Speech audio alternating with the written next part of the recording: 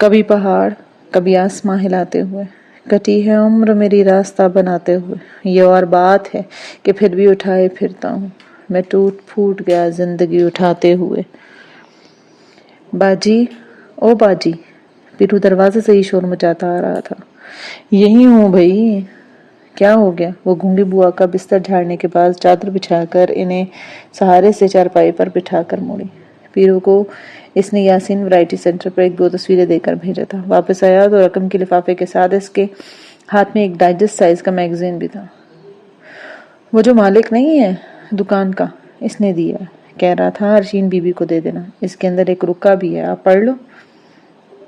وہ برآمدے کی دیوار کے ساتھ بنے سیمنٹ کے بینچ پر بیٹھ گیا۔ کیا لکھا ہے؟ تم پڑھ کر سناؤ۔ ارشین نے ڈائجسٹ کے صفحات کھنگال کر سفید طے کیا ہوا کاغذ نکالا اور پیرو کی طرف بڑھا دیا۔ لو جی۔ باجی، مجھے کون سا پڑھنا آتا ہے؟ مگر تم اتنے بڑے ہو گئے، کیا تم اسکول نہیں گئے کبھی؟ ارشین نے تنقیدی نظروں سے دیکھا۔ اس عمر کے لڑکے میٹرک تک ضرور پہنچ جاتے ہیں۔ اسکول یہاں ہو تو کوئی جائے نا۔ پیرو نے لاپرواہی سے بال سنوارتے ہوئے کہا۔ جو اکا دکا لوگ پڑھ رہے ہیں وہ تو شہر کے اسکول جاتے ہیں۔ کیا اس گاؤں میں کوئی اسکول نہیں ہے؟ مسجد کے ساتھ ایک بڑا سا کمرہ اور برآمدہ ہے جہاں پڑھنے والے بچے قاعدہ اور تختی لے کر جاتے ہیں۔ ساتھ والے گاؤں سے ایک میٹرک پاس ماسٹر جی آتے ہیں پڑھانے کے لیے، اور ان کا جب دل چاہتا ہے وہ بچوں کو مارتے ہیں، پیٹتے ہیں، ہر مہینے تنخواہ لے لیتے ہیں سرکار سے اور موج کرتا ہے خیر سے۔ تنخواہ کے ساتھ ساتھ تیرے میرے گھر سے دودھ، لسی، مکھن، پیڑے، گنا، چاول، روٹی بوٹی جو بھی ملتا ہے بچوں سے منگوا لیتا ہے اور جاتے وقت سامان کی پوٹلی باندھ کے گھر لے جاتا ہے۔ ارشین کو یہ جان کر حیرت نہیں ہوئی تھی۔ چھوٹی موٹی تحصیلوں اور دیہاتوں میں حکومت کی طرف سے تعینات کیے گئے اساتذہ کرام کا ہمیشہ سے یہی وتیرہ رہا ہے، ذرا سی بات پہ شاگردوں کی چمڑی ادھیڑ دینا اور ان سے ہر طرح کی جسمانی و مالی خدمت کروانا، یہ وہ اپنا حق سمجھتے تھے۔ ان کی مطلق العنانی فرعونیت اور حکم مزاجی کو بچوں کے والدین بھی چیلنج کرنے کا تصور نہیں کر سکتے تھے۔ وہ منمانی کے ایسے مظاہروں کو استاد و شاگرد کے تعلقات کا لازمی جرم شمار کرتے تھے۔ رکے میں کیا لکھا ہے باجی؟ تمہاری سمجھ میں نہیں آئے گا۔ ارشین نے کاغذ طے کرتے ہوئے کچھ سوچا، پھر ڈائجسٹ کے ٹیبل پر سرسری نگاہ ڈالی۔ سوشل ڈائجسٹ، نام بڑے مزے کا، ہر عمر کے افراد کے لیے۔ نیچے لکھا ہوا تھا، یاسین ورائٹی سینٹر کے مالک نے روکے میں اس ڈائجسٹ کے بارے میں بتایا۔ اس میں مختلف کہانیاں، مضامین، مکالمہ جات وغیرہ کو اسکیچز کے ذریعے واضح کیا جاتا ہے۔ آج کل انہیں آرٹسٹ کی ضرورت ہے۔ پرچہ راولپنڈی سے نکلنا تھا، ان کا آفس یہاں تھا۔ یاسین صاحب نے سب آفس کا ایڈریس لکھ دیا تھا اور تجویز دی کہ جا کر متعلقہ بندے سے مل لیں۔ چلو دیکھتے ہیں، اگر ڈھنگا کام ہوا تو جوائن کر لوں گی، 4 پیسے ہی یاد آئیں گے نا، اس نے سوچا اور دوبارہ ابتدائی صفحات پر نگاہ ڈالی جہاں رسالے کے ایڈیٹر اور معاونین کی فہرست درج تھی۔ ایک نام چیف ایڈیٹر کے نام سے ٹائپ تھا، انتظامی ایڈیٹر داور صدیقی۔ ہمرین باجی، خدا کے لیے یہ دھواں دینا چھوڑ دیں، سارے کمرے میں حبس ہو رہی ہے، نیچے سے اچانک کوئی آ گیا تو قیامت آ جائے گی۔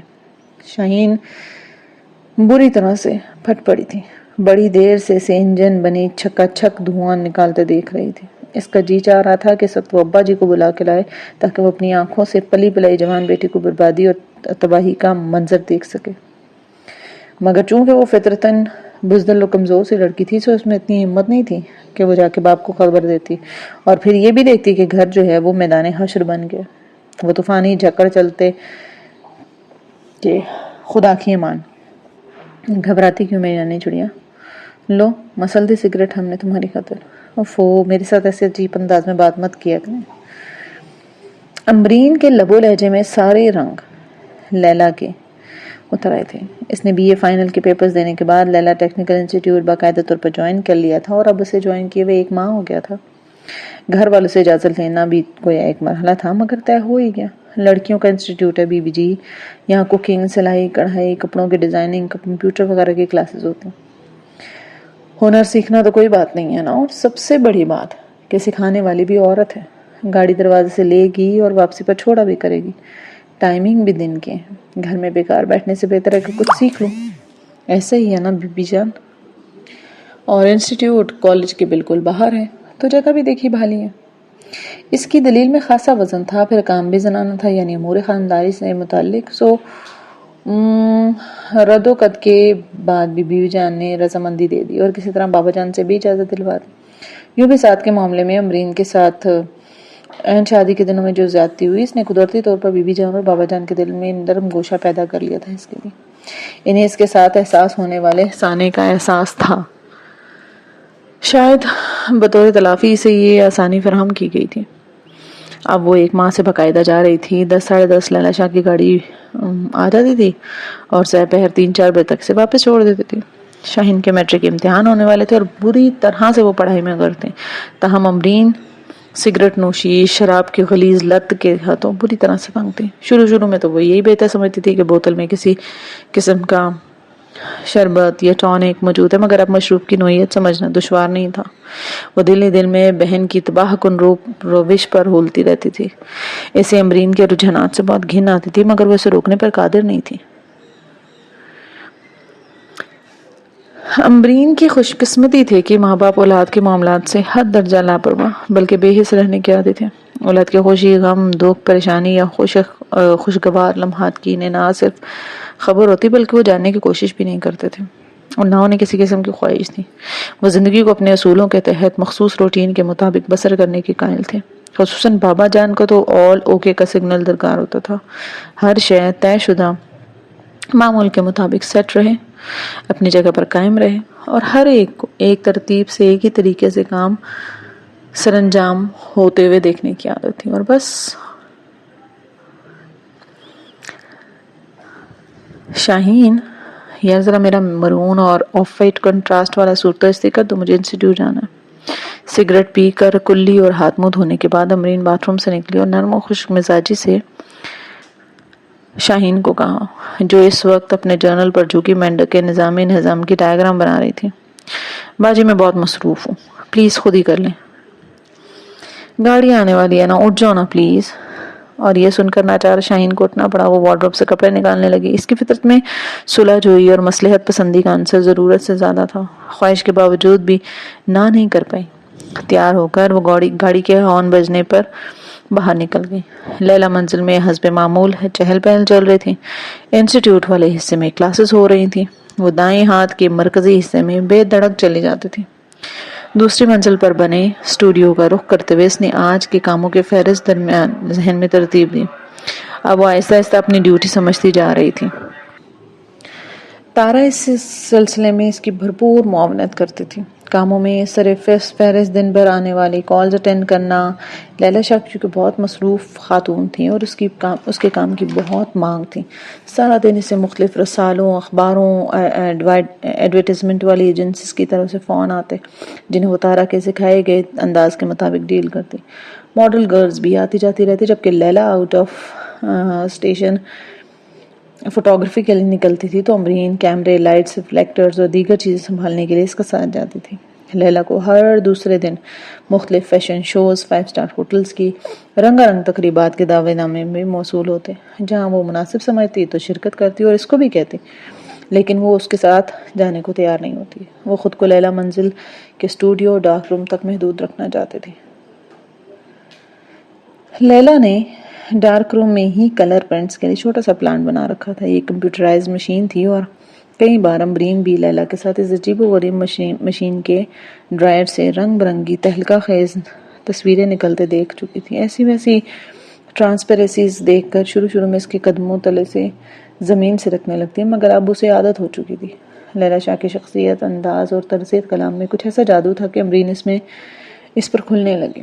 لیلا شاہ بڑے طریقے سے اپنے مطلب کے باتیں اس سے گلوا لیتی اور اسے خبر بھی نہیں ہوتی، اور روانی میں لیلا کے پوچھے گئے سوالات کے جواب دیتی چلی جاتی، حتیٰ کہ لیلا شاہ نے ارشین کے بیک گراؤنڈ سے ریلیٹڈ بہت سی گھریلو حالات، تعلیم و دفتری زندگی اور دیگر زندگی ذاتی پہلوؤں کے مطابق ہر تفصیل حاصل کری۔ وہ کارڈز جمع کرتی جا رہی تھی کہ کسی مناسب موقع پر چلائے گی۔ پروفیسر دانیال، ان کی فیملی، مہران آفریدی سے تعلق اور سعد اور ارشین کے باہمی جذبات کے بیانات حاصل کر لیے۔ پروفیسر دانیال والا چکر لیلا کے لیے خصوصی دلچسپی کا حامل تھا۔ وہ عنقریب پروفیسر سے رابطے کا سوچ رہی تھی۔ ارشین اور مہران کے خلاف ایک نئی چال چلنے اور ماضی کے زخموں کا حساب لینے کے لیے۔ ہاں، ایلبریسن تو ماضی کا ایک زخم تھا، انجانے میں ارشین کے ہاتھوں لگا تھا۔ لیلا شاہ کا ماضی کیسا تھا؟ وہ کون تھی؟ کس کی بیٹی تھی؟ یہ سوچتے ہوئے وہ آج گھبراتی تھی، بلکہ وہ بھول جانا چاہتی تھی کہ وہ کون ہے، کیا ہے اور کن کن راستوں سے گزر کر یہاں آئی ہے۔ ہاں، وہ ایک کرسچن عورت جینا کی بیٹی تھی۔ جینا کے والدین کا کارپوریشن میں ملازم تھے۔ اس کے والدین اور سیالکوٹ کی سڑکوں پر جھاڑو دیا کرتے تھے۔ جینا بڑی ہوئی تو وہ بھی ماں باپ کے ساتھ اس کام میں ہاتھ بٹانے لگی، سڑکوں پر جھاڑو دینے لگی۔ ان کی اگلی ڈیوٹی لوگوں کے گھروں سے کوڑا اٹھانے کی ہوتی تھی۔ اس کا باپ گٹروں اور نالیوں کی صفائی کرنے پر مامور تھا۔ برا بھلا گزارا بس ہو رہا تھا۔ جینا کے ماں باپ ہر اتوار کو باقاعدگی سے چرچ جاتے۔ چرچ میں جینا کی ملاقات ڈیوڈ سے ہوئی، جو چرچ میں آرگن بجاتا تھا۔ وہ ایک مدت سے جینا کا اسیر تھا۔ جینا بھی اس کے لیے دل میں نرم گوشہ رکھتی تھی۔ شاید اسی کی ایک وجہ دونوں کے یکساں خیالات تھے۔ ہاں، یہاں نا ہماری عزت کیا ہے جینا؟ ذات کے چوڑے ہیں نا، ذلیل، حقیر، غلیظ۔ یہاں رہ کر عزت اور شہرت کے خواب نہیں دیکھے جا سکتے جینا۔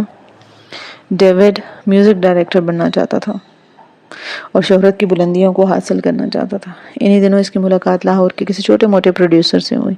اس نے اسے لاہور آ کر فلمی دنیا میں قسمت آزمائی کا مشورہ دیا، لہٰذا ڈیوڈ جینا کو ہمراہ لے کر سیالکوٹ سے بھاگ کر لاہور آ گیا تھا۔ فلم نگری کس کی ہوئی ہے؟ اس کا ظاہر بھی دھوکہ اور باطن بھی دھوکہ۔ ڈیوڈ کے میوزک ڈائریکٹر بننے کا خواب تو کیا پورا ہوتا، الٹا وہ اپنی محبت سے بھی ہاتھ گنوا بیٹھا۔ ایک ایکسٹرا سپلائی کرنے والا آدمی امجد شاہ کی نظر جینا پر پڑی تو اس کا دل اس پر آ گیا۔ سو اسے ہیروئن بنا کر سونے کی سیڑھیوں پر چڑھانے کا جھانسا دے کر ڈیوڈ سے چھین کر اپنی آغوش میں سجا لی۔ چند فلموں میں جینا نے معمولی سے کردار ادا کیے۔ یہ تو آغاز ہے میری جان۔ بڑی بڑی ہیروئنوں کو انڈسٹری اپنی جگہ بنانے کے لیے شروع میں ایکسٹرا گرل کے طور پر نچلے درجے کے رول دیتی۔ دیکھنا ایک دن تم کہاں پہنچو گے۔ امجد شاہ اسے سبز باغ دکھاتا رہا اور اسی دوران جینا لیلا شاہ کی ماں بن گئی۔ اس نے بارہا امجد شاہ کو اس ناجائز تعلق کو جائز رکھنے پر زور دیا، مگر وہ ہر بار ٹال جاتا اور بالآخر اس نے صاف بتا دیا، میں شادی شدہ انسان ہوں، میری بیوی کراچی میں رہتی ہے، 2 بیٹیوں کا باپ ہوں، 2 شادیاں افورڈ نہیں کر سکتا۔ یہ سنتے ہی جینا کے قدموں تلے سے زمین سرک گئی۔ تم نے مجھے پہلے کیوں نہیں بتایا؟ اور یہ تمہاری بیٹی، اس کا کیا ہوگا؟ اس نے لیلا شاہ کے ننھے وجود کو گود میں بھرتے ہوئے وحشت زدہ نظروں سے دیکھا۔ امجد شاہ نظریں چرا کر دوسری طرف دیکھنے لگا۔ کون جانتا ہے یہ کس کی بیٹی ہے؟ محض میرا نام دے دینے سے اس کی ولدیت کی تصدیق نہیں کی جا سکتی۔ تم اتنا عرصہ ڈیوڈ کے ساتھ بھی رہی ہو، اور پھر میں مسلمان بھی ہوں اور تم کرسچن بھی۔ بیٹی کے بارے میں کچھ پتہ نہیں کہ تم نے اسے کرسچن ہی رکھنا ہے یا مسلمان بنانا۔ یہ سن کر جینا کے سر پر آسمان ٹوٹ پڑا۔ ایسے میں ڈیوڈ نے اسے سہارا دیا اور باقاعدہ شادی کرنے کے بعد لیلا شاہ کو سیالکوٹ اس کے ننھیال بھجوا دیا۔ مجھے اور تمہیں فلمی دنیا میں جگہ بنانی، اپنا کریئر بنانا ہے۔ یوں بھی کسی بے وفا کی یاد سینے سے لگا کر رکھنے کا کوئی فائدہ نہیں ہے۔ تم اپنے ابا کو لکھ دینا کہ ہم میاں بیوی اپنی مصروفیات کے باعث بچی کی مناسب نگہداشت نہیں کر سکتے، کچھ عرصے اسے اپنے پاس رکھیں۔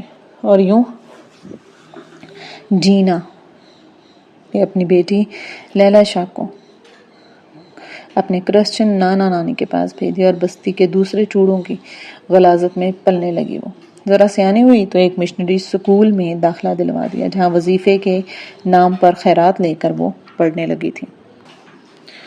لیلا 9 سال کی تھی جب اس کے نانا نانی انتقال کر گئے۔ جینا اسے اپنے ساتھ لاہور لے آئی۔ ایکسٹرا گرل کے طور پر معمولی درجے کے رول کر کے وہ کسی نہ کسی طرح اپنی زندگی کی ڈور تھامے ہوئے تھی۔ ڈیوڈ، جو کہ اب ایک میوزک ڈائریکٹر کے اسسٹنٹ کے طور پر کام کر رہا تھا، اس نے 2 سال پہلے جینا کے ساتھ اپنا تعلق ختم کر لیا تھا۔ ڈیوڈ کا ساتھ چھوٹا تو جینا نے عارضی سہارے تلاش کرنا شروع کر دیے۔ جیسا کہ اس نگری کی ریت ہے، اپنے آپ کو روپوں کے عوض بیچ کر اس نے اتنا کما لیا تھا کہ بیٹی کی پرورش کر سکے۔ انہی دنوں اس کی ایک دوستی ہو گئی ایک 60 سالہ آرٹسٹ سے. بوڑھے نے اسے شادی کی آفر کی تو جینا نے آفر قبول کرنے میں دیر نہیں لگائی. شادی کے بعد لیلا نے ڈیوڈ کے ساتھ رہنا اس آرٹسٹ کے ساتھ رہنا شروع کر دیا. لیلا شاہ نے نوجوانی کی عمر اس بڈھے آرٹسٹ کے گھر گزاری. یہیں پر اسے فوٹوگرافی میں دلچسپی پیدا ہوئی. اس کے شوق کے پیش نظر جینا نے اسے باقاعدہ طور پر فوٹوگرافی کی تعلیم دلوانے کا اہتمام کیا. لیلا نے یہاں رہ کر ماں سے حسن و جوانی کی قیمت وصول کرنے کے کچھ طریقے بھی سیکھ لیے تھے، مگر جارحانہ ایکشن کی عادی نہیں تھی. اس نے مردوں کو چارہ ڈالا بھی تو اس طرح کے ایسے ویسے لمحات کی سٹل فوٹوگرافی سے ہوشیاری سے کی کہ وہ اس کی قربت پا کر پچھتا ہے. لیلا بڑی ہوشیاری سے انہیں بلیک میل کرتی تھی. وہ سمجھتی تھی کہ اپنی ذہانت کے بل بوتے پر وہ ہر جال سے بچ نکل سکتی، مگر پھر شیر کو سوا شیر مل گیا. وہ ہیروئن سمگلر تھا اور بین الاقوامی سطح پر مال ایکسپورٹ امپورٹ کرتا تھا. اس نے لیلا شاہ کی بلیک میلنگ پر الٹا اسے پھنسوا دیا، پھر اسے کاروبار میں شریک ہونے کی دعوت دی. پہلے کچھ ہچکچاہٹ ہوئی، پھر بالآخر لیلا شاہ نے اس دھندے میں شمولیت اختیار کی. یوں بھی اس کی ماں جینا پھیپھڑوں کے کینسر سے جانبر نہ ہونے کے بعد پچھلے برس وفات پا گئی تھی. سو لیلا شاہ اپنے باس کی ہدایت پر لاہور چھوڑ کر ہمیشہ کے لیے اسلام آباد منتقل ہو گئی تھی. اور پھر سوشل میڈیا کے پردے میں اس نے اپنا منہ چھپا لیا تھا اور اپنا ماضی بھی دفن کر کے لاہور سے اسلام آباد آ گئی تھی. لیکن ارشین کو کسی نہ کسی طرح سے اس کے بیک گراؤنڈ کی خبر ہو گئی تھی. پورا نہ صحیح ادھورا سا تعارف وہ بھی جان گئی تھی، مگر پھر بھی اس نے کبھی جتایا نہیں تھا. یہ ان دنوں کی بات ہے جب ایلبرے سانتو لیلا شاہ کی خواہش پر پاکستان آیا تھا. لیکن لیلا شاہ بے شمار مددوں سے آشنا تھی، مگر ایلبرے سانتو کی سوبر سنجیدہ اور بھرپور شخصیت نے جانے کیا جادو کر دیا تھا کہ وہ سنجیدگی سے گھر بسانے کا سوچنے لگی تھی. ابھی سے ایلبرے سانتو کے جذبات کا صحیح علم نہیں ہوا. وہ لیلا منزل میں لیلا کے دوست کے طور پر رہائش پذیر تھا. اتفاق سے انہی دنوں آرٹ کونسل میں ارشین کی تصویروں کی نمائش تھی. لیلا شاہ ایلبرے سانتو کی فرمائش پر اسے پاکستانی آرٹ ورک دکھانے نمائش میں لے گئے، اور یہی وہ واقعہ پیش آیا جس نے لیلا شاہ کو ارشین بخاری سے انتقام لینے پر اکسایا. کس قدر خوبصورت تصویر ہے نا. اس کی معنویت میں کوئی کلام ہے. مجھے اس تصویر کو تخلیق کرنے والے کے ذہن پر رشک آتا ہے. ایلبرے سانتو نے تصویر میں گم ہو کر رواں فرانچ زبان میں اظہار خیال کیا. لیلا شاہ جانتی تھی آقاؤں نے اسے ہر فن میں طاق دیا تھا. ویسے ایلبرے سانتو کو بھی نت نئی زبانیں سیکھنے کا شوق تھا. وہ پاکستان میں رہ کر کسی حد تک اردو بھی سمجھنے لگا تھا، البتہ بولنے پر قادر نہیں تھا. کیا تم مجھے اس تصویر کی مصورہ سے نہیں ملاؤ گی؟ میں اس بات کی تصدیق کرنا چاہتا ہوں کہ اس منظر کا تھیم وہی ہے جو میرے ذہن میں آ رہا ہے. ایلبرے سانتو بہت دیر تک پینٹنگ کی شان میں قصیدہ پڑھتا اور زمین و آسمان کے کلابے مارتا رہا. لیلا شاہ کے ماتھے پر شکنوں کا جال سجنے لگا. ایلبرے سانتو کے معاملے میں وہ قدرے سیریس تھی. وہ سچ مچ اس کے دل میں جگہ بنانا چاہتی تھی، اسے زندگی میں شامل کرنا چاہتی تھی اور اس کی زندگی میں شامل ہونا چاہتی تھی. لہٰذا پہلی دفعہ اسے رقابت اور حسد و جلن محسوس ہوئی. ایسی بھی کیا خاص بات ہے اس پینٹنگ میں؟ عام سی تو ہے. آپ کو اس آرٹسٹ سے ملنے کی کیا ضرورت ہے؟ تمہیں نہ صحیح، مجھے تو ضرورت ہے. مجھے آرٹ سے منسلک افراد سے ملنا اچھا لگتا ہے اور مجبوراً لیلا شاہ کو اسے ارشین سے ملوانا پڑا. ان سے ملو. یہ اس تصویروں کی خالق ارشین بخاری اور میرے دوست، اور یہ میرے عزیز دوست اور فن کے قدردان جناب ایلبرے سانتو فرانس میں رہتے ہیں. لیلا شاہ نے جی میں تل ملاتے ہوئے بظاہر سپاٹ سے انداز میں تعارف کروایا. ایلبرے سانتو بڑا پرجوش انسان تھا. یوں تو آپ کا بنایا ہوا ہر فن پارا بہت عمدہ ہے، مگر اس تصویر کی بات ہی کچھ اور. ارشین کی سہولت کے لیے وہ فرینچ چھوڑ کر انگلش بولنے لگا. ارشین خاصی حیرت زدہ تھی کہ فرانسیسی زبان چھوڑ کر یہ اس زبان میں بات کر رہا ہے اور اپنی توہین کا خیال کرتے ہوئے یہ سب کچھ کر رہے ہیں. شکریہ، مجھے اس تصویر سے خصوصی لگاؤ ہے. میں نے اس پر بہت محنت کی. اور پھر وہ تصویر کا تھیم بتانے لگی. یہ نارنجی سورج اصل میں انسان کی امید ہے جسے وہ مل کر مایوسی کی قبر میں دفن کرتے ہیں. تیز آندھیوں سے لرزتے درخت فطرت کی پکار ہیں اور سلگتا ہوا دھواں انسان کے دل کی اس کیفیت کی غمازی کر رہا ہے جو امید کے خاتمے کے بعد لاحق ہوتی ہے. یعنی تھیم یہ بنتا ہے کہ بنی نوع انسان اتنے ناامید ہو چکے ہیں کہ اپنے ہاتھوں اپنے ارمان کو دفن کر دیتے ہیں، اپنی امید کا سورج مایوسی کے اندھیروں کے حوالے کرتے ہیں، اس طرح کہ اس کا دل سلگ رہا ہوتا ہے۔ فطرت انسان کے عمل کے خلاف غمزدہ ہے اور اسے پکار کر روکنا چاہتی ہے۔ آندھی کی زد میں لرزتے درخت دراصل فطرت کا احتجاج ہے۔ مائی گڈنس، تصویر دیکھ کر میرے ذہن میں بھی ملتا جلتا خیال آیا تھا، مگر آپ کے آئیڈیاز زیادہ گہرے، زیادہ پرمانی اور زیادہ خوبصورت ہیں۔ آئیے چلی، ہمیں دیر ہو رہی ہے۔ لیلا نے اکھڑے ہوئے انداز میں ایلبرے سانتو کو مخاطب کیا۔ کیا آپ سے دوبارہ ملاقات ہو سکتی ہے؟ آپ جانتی ہیں ہم فرانسیسی آرٹ، خوشبو اور موسیقی کے دیوانے کی حیثیت سے مشہور ہیں۔ آرٹسٹ ہمارے لیے اتنے ہی قابل اہم ہوتے ہیں جتنا مشرقی لوگوں کے لیے کوئی ولی، صوفی وغیرہ۔ بلا شبہ فرانسیسی آرٹ کے سچے قدردانوں کے طور پر معروف ہیں، ساری دنیا جانتی ہے۔ وہ لیلا شاہ کی آنکھوں میں دہکتے الاؤ کو محسوس کر رہی تھی، اس لیے شعوری طور پر بات سمیٹ کر کترا کر دوسری طرف چلی گئی۔ دوسری اتفاقی ملاقات لوک ورثہ میں ہو اور غالباً 2 ہفتے کے بعد ہوئی۔ ان دنوں ارشین دانیال مہدی کے آرٹ سینٹر میں کام کرتی تھی۔ انہی کے ادارے کے کسی مصور کی تصویروں کی نمائش تھی۔ ارشین کو کلیگ کے ہونے کے ناطے افتتاحی تقریب میں شریک ہونا تھا۔ لیلا ایلبرے سانتو کی دلچسپی کے پیش نظر مجبوراً اس کے ساتھ آیا تھا۔ ایلبرے سانتو ارشین سے مل کر اور زیادہ پرجوش ہو گیا اور زیادہ خوش ہو گیا۔ بڑی گرم جوشی سے حال احوال دریافت کیا، پھر فن مصوری پہ طویل اور پرمغز گفتگو میں مصروف ہو گیا۔ لیلا شاہ پیچ و تاب کھاتی بظاہر خاموش کھڑی رہی۔ بعد میں علیحدگی ہوئی تو لیلا نے 2 ٹوک انداز میں کہا، بڑی گہری گفتگو ہو رہی تھی ایلبرے سانتو سے، کیا چکر ہے، کیا چاہتی ہو تم؟ میری تو یہ سمجھ میں نہیں آ رہا کہ تم کیا چاہتی ہو لیلا، اور اس سوال کا مقصد کیا ہے؟ مطلب یہ ہے کہ ایلبرے کو اپنی مشرقی طرز مصوری سے متاثر کرنے یا لبھانے رجھانے کی کوشش مت کرو۔ گزشتہ 15 دنوں میں تمہارے فن ذہانت کی تعریف میں رطب اللسان دیکھ رہی ہوں۔ اس نے کئی بار مجھ سے تمہیں ملوانے کی فرمائش کی اور اب بھی اتنی دیر تک تمہارے گرد منڈلاتا رہا۔ میں یہ سب برداشت نہیں کر سکتی۔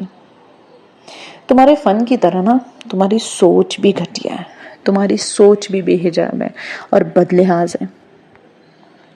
وہ ایک آرٹسٹ سوچ رکھنے والا بڑا سوبر سا فرانسیسی مرد ہے، فنون لطیفہ کی طرح فطری رجحان رکھتا ہے، اس لیے تبادلہ خیالات کر کے خوش ہو جاتا ہے۔ اس کے علاوہ اور کیا چکر ہو سکتا ہے؟ ایسی بات ہوتی تو اسے میری فوٹوگرافی کے شاہکار بھی پرکشش لگتے۔ اس نے میرے اسٹوڈیو میں لگی تصاویر پر ایک بھی لفظ نہیں کہا، اس لیے کہ جو اوریانی اور بے باکی تم اپنی تصویروں میں دکھاتی ہو نا، اس کے چلتے پھرتے نمونے وہ اپنے ملک میں دیکھ چکے ہیں۔ وہ یہاں مشرق کی پراسریت کو کھوجنے آیا ہے۔ وہ ایشیائی رنگوں کی دھنک دیکھنا چاہتا ہے۔ لبادے سے باہر کے منظر دیکھنے کا شائق ہوتا تو یورپ اور امریکہ کا رخ کرتا۔ کہنے کو تم اس کی دوست ہو، قریبی تعلق رکھتی ہو، پر تمہیں اتنا پتہ نہیں چل سکا کہ وہ کس مزاج کا آدمی ہے۔ اس کھرے کھرے تبصرے پر لیلا بھڑک گئی تھی۔ اس کے منہ میں جو آیا کہتی چلی گئی، حتیٰ کہ ارشین کی ذات پر رقیق انداز میں حملہ بھی کیا۔ وہ بھی کب تک برداشت کرتی؟ اس نے بھی اس کے چھکے چھڑا دیے تھے۔ کیا سمجھتی ہو تم اپنے آپ کو؟ میرے اگلے پچھلوں تک جانے سے پہلے ذرا اپنے گریبان میں جھانک لو۔ تمہارا نام تو اب تک مشکوک ہے نا؟ ولدیت کی بات تو بہت بعد میں آتی ہے۔ ذرا بتاؤ کہ مجھے تمہارا مذہب کیا ہے، تمہارے والدین کون تھے، اور ایکسٹرا گرل جینا بہت معروف نہ صحیح مگر چند فلموں میں چھوٹے موٹے رول کر کے اس نے اتنی پہچان تو بنا لی تھی کہ فلمی تاریخ لکھنے والے اس کی ذات کے بارے میں معلومات حاصل کرنے میں دلچسپی لیں۔ میں نے ایک پرانے فلمی رسالے میں اس کے حالات زندگی اور ماضی کے متعلق تفصیلی رپورٹ پڑھی۔ او یو شٹ اپ، میرا منہ بند کر کے تم حقائق نہیں بدل سکتی۔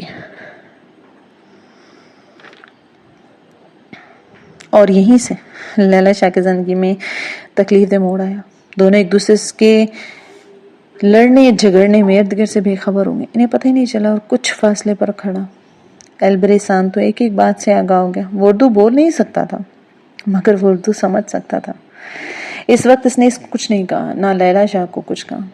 البتہ اس واقعے کے تیسرے روز اس نے پیکنگ کی اور فرانس چلا گیا۔ جانے سے پہلے لیلا کو حیران پریشان صورت دیکھ کر اس نے تفصیلاً جواب دیا۔ 6 ماہ پہلے لندن کے ٹیوب اسٹیشن پر جب میری تم سے ملاقات ہوئی نا، تو تم نے اپنے بارے میں یہ بتایا کہ تمہارا تعلق اپنے ملک کے ایک معزز تعلیم یافتہ مہذب گھرانے سے، والدین کی وفات کے بعد اکیلی رہتی ہو، آرٹ میں قدرتی دلچسپی ہے، ایک فوٹوگرافر ہو۔ میرے سامنے ایک سادہ مزاج، نرم لطیف ذوق رکھنے والی خوبصورت اور معذب ایشیائی لڑکی کا نقشہ کھینچا، کیونکہ تم نے خود کو ایسا ہی پورٹریٹ کیا تھا، مگر یہاں آ کر، تمہارا کام دیکھ کر، تمہارے ساتھ رہ کر، تمہاری شخصیت کے بہت سے پہلو میرے سامنے آئے ہیں، جس نے مجھے بلاخر اس نتیجے پر پہنچایا ہے کہ تم وہ نہیں ہو جو مجھے لگی تھی۔ میں تمہارے بارے میں اتنا سنجیدہ ہو گیا کہ شادی کر کے ہمیشہ کے لیے مضبوط تعلق بنا لینا چاہتا ہے، لیکن شاید ایسا نہیں ہو سکتا۔ ایلبرے سانتو نے نچلا ہونٹ دباتے ہوئے کہا، مجھے خوشی ہے کہ مجھے مسز شین بخاری سے ملنے کا اتفاق ہوا، اور یوں تم مجھ پر کھل گئی کہ تم کتنی دھوکے بات، کتنی دوغلی عورت ہو۔ تمہارے بہت سے چہرے ہیں اور ہر چہرہ دوسرے سے زیادہ بدصورت ہے۔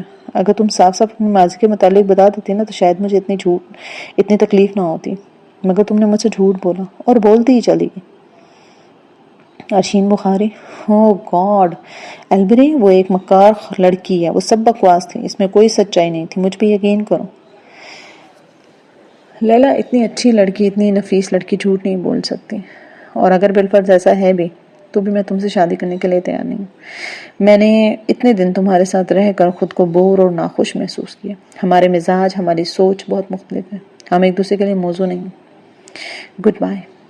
اور وہ چلتا بنا۔ جاتے جاتے وہ ارشین کی تصویر ہمراہ لے جانا نہیں بھولا تھا جو اس دن اس نے بڑے جی جان سے نمائش میں خریدی تھی، وہی بعد میں لیلا شاہ کے ڈرائنگ روم کی زینت بنی۔ اس نے ایک اور پلاننگ کی، ارشین کے ساتھ اپنے تعلقات استوار کرنے کی۔ دوبارہ سامنا ہوا تو وہ اتنی گرم جوشی سے ملی کہ ارشین بھی حیران تھی۔ لیلا نے یہی ظاہر کیا کہ وہ ماضی کی تمام چیزیں بھول چکی ہے، مگر دل سے وہ کبھی زخم نکال ہی نہیں پائی تھی جو ارشین کی وجہ سے ایلبرے سانتو کے انکار کی صورت میں اس کے دل کو لگا تھا۔ اب مناسب موقع ہاتھ آیا تو اس حساب کو چکانے کا، خصوصاً جب سے اس کی امرین سے ملاقات ہوئی ہے۔ اس کے ذہن میں جامع منصوبہ ترتیب پا رہا تھا، وہ ایک خاص مقصد کی خاطر امرین کو اپنے اتنے قریب لائی تھی۔ اب کی بار وہ بڑی ہوشیاری سے گیم کھیلنا چاہتی تھی۔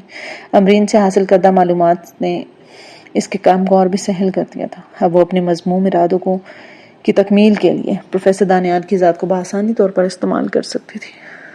وہ جانتی تھی کہ امرین اور پروفیسر دانیال اس وقت یکساں طور پر ارشین کے ہاتھ چوٹ کھائے ہوئے ہیں اور وہ انتقام لینے کے لیے بے چین ہے۔ امرین کی قوت ارادی تو اب یوں بھی ہیروئن کی ایک بڑھیا اور ڈرنک تک محدود ہو گئی تھی۔ اس کی طرف سے تو لیلا شاہ مطمئن تھی۔ اگلا قدم پروفیسر دانیال سے رابطہ کرنا تھا، انہیں اپنے کام کے لیے ہموار کرنا اور مطلوبہ تعاون حاصل کرنا تھا۔ ڈائریکٹری سے آرٹ اینڈ آرٹ سینٹر کا نمبر معلوم کرنے کے بعد لیلا شاہ نے بالآخر ایک دن پروفیسر دانیال کا نمبر ڈائل کیا۔ امید کرتی ہوں آج کی ایپیسوڈ آپ کو اچھی لگی ہوگی۔ ایپیسوڈ اچھی لگتی ہے تو do like, share, comment and subscribe to my YouTube channel. ملتے ہیں نیکسٹ ایپیسوڈ میں، تب تک اپنا خیال رکھیے۔ اللہ حافظ۔